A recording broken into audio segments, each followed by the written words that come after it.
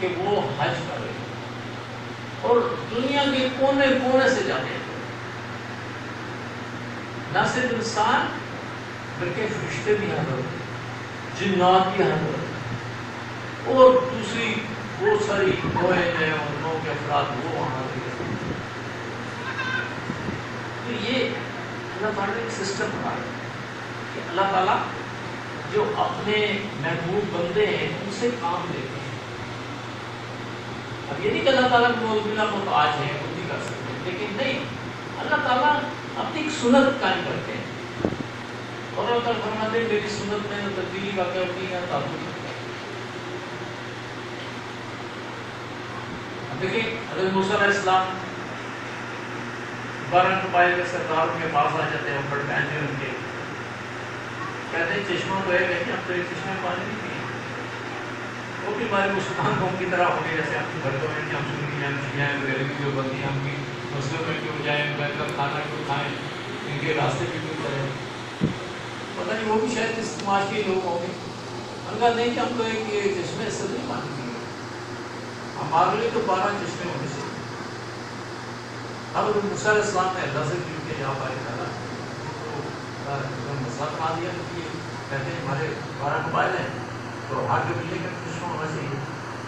اللہ تعالیٰ فرمایا کوئی بات نہیں، کہ تم نے جو عصا اٹھا رکھا ہے، یہ جو لکڑی تیرے ہاتھ میں ڈنڈا ہے، یہ سامنے پتھر نظر آ رہا ہے بڑا سا، ان کا استعمال دیکھ کیا موسیٰ علیہ السلام پاٹ رہے ہوتے ہیں، ہم نے پتھر لاٹھی برسائی، اس پتھر میں سے پار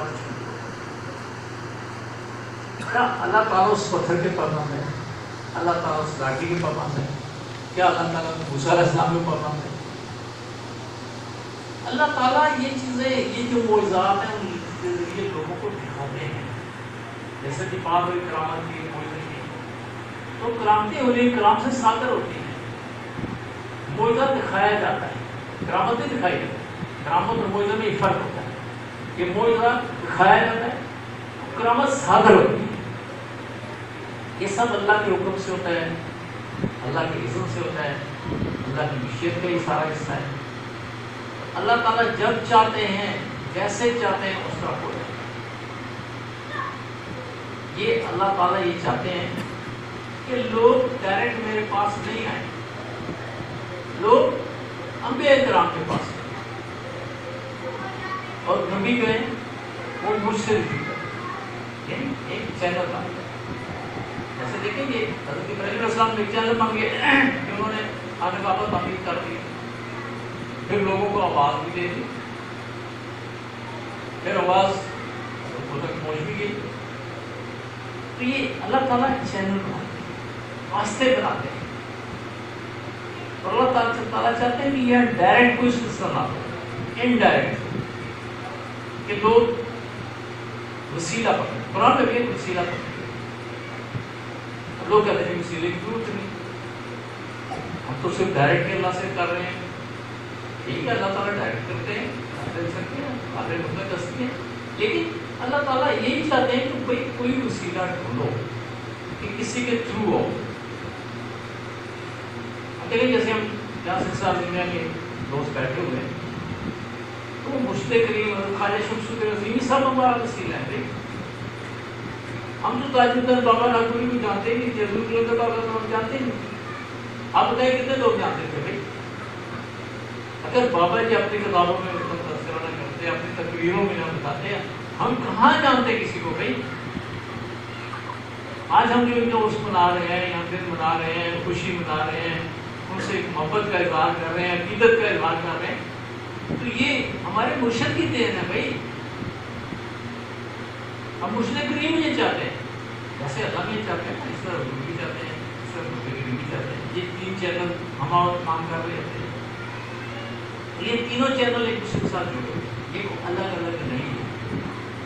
آپ کہتے ہیں مرشد کو اللہ کیا ہے، حضور نبی کو اللہ کیا ہے، اللہ میں کو اللہ کیا ہے، نہیں، یہ چینل الگ ہے لیکن چیز ایک ہی ہے، سب کے اندر اللہ کا نور کام کر رہا ہے۔ اللہ تعالیٰ کی تجلی کیس ہے، یہ نور بن رہی ہے، یہ روشنی بن رہی ہے، اسی سے میٹر تکلیف ہو رہا ہے۔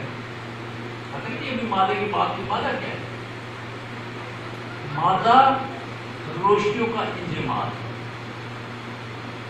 روشنی جب جم جاتی ہے مادے کی شکل اختیار کرتی ہے. اب مادے کو پھاڑتے ہیں تو روشنی کنورٹ ہوتی ہے.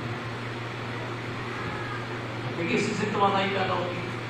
اب ایٹم کو پھاڑتے ہیں کتنی توانائی پیدا ہوتی ہے. کبھی تو میٹر ہی ہے، مادہ ہی ہے.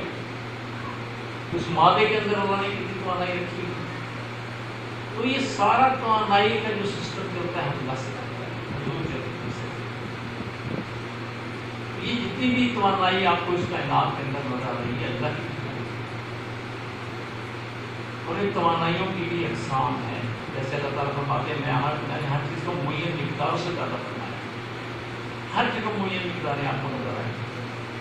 ہر لہر کی اپنی فریکوینسی ہے، ہر رنگ کی اپنی فریکوینسی ہے، ہر نور کی اپنی فریکوینسی ہے.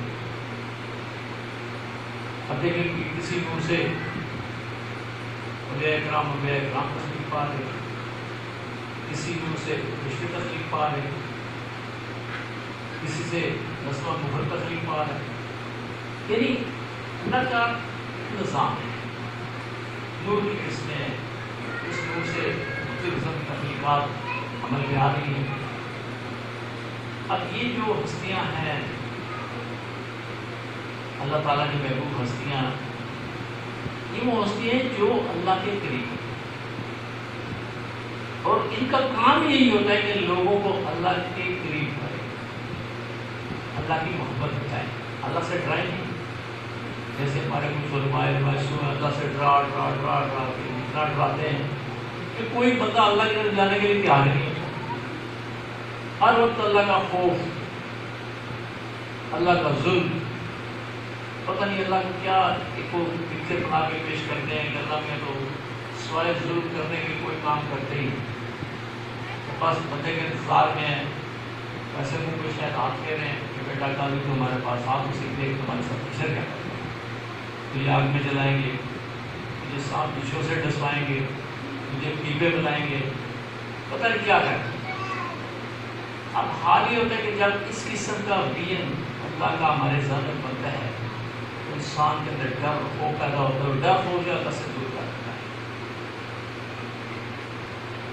جبکہ اللہ تعالیٰ فرماتے ہیں اللہ ان اولیاء اللہ لا خوف علیہم ولا هم يحزنون، کہ جو اللہ کے ولی ہوتے ہیں، اللہ کے دوست ہوتے ہیں، ان کے دل میں ڈر کو کام ہوتا ہے. اب یہ نہ ڈر لو جو کسی سے نہیں کرتے، خوف نہیں ہوتا، غم نہیں ہوتا. اب جب کوئی بندہ ان کے ذہن کے ساتھ اپنے ذہن کی فریکوینسی سیٹ کر لیتا ہے تو اس کے اندر بھی وہی صاف پیدا ہونا شروع ہوتا ہے، اس کے اندر بھی ڈر خوف ختم ہو جاتا ہے، اس کے اندر اللہ تعالیٰ کی محبت کا ایک سمندر موجود ہو جاتا ہے. اس کو ہر طرف اللہ کا پیار ہی پیار نظر آتا ہے.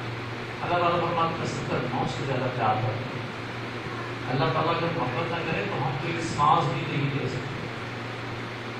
اب دیکھیں اتنی گرمی ہوتی ہے کہ بندے مرنا شروع ہو جاتے ہیں، مرنے کے قریب ہو جاتے ہیں، فوراً اللہ کی رحمت جوش میں آتی ہے، ایک دم سے بادل آتے ہیں، جناب بارش ہوتی ہے، ٹھنڈی ٹھنڈی ہوائیں چلتی ہیں، بندے جناب خوش ہو جاتے ہیں. پر بیشتر لوگ اللہ کا شکر ادا کرتے ہیں. یہ لوگ چاہے ایسے ہی ہوتے ہیں، وہ اللہ کا کسی بھی نعمت کا شکر ادا نہیں کرتے.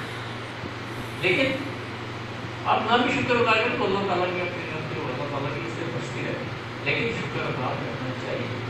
کیوں کہ اللہ تعالیٰ شکر گزار بندوں کو پسند فرماتے ہیں. سب سے زیادہ ناپسندیدہ چیز اللہ کی ہے وہ ناشکری ہے.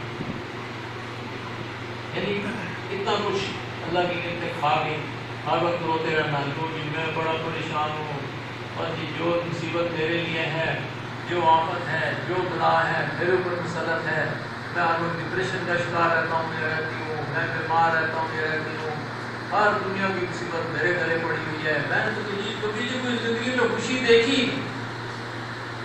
وہ بندہ خدا آنکھیں کھولو دیکھو، خوشیاں تو آپ کے سامنے ڈھیر لگی.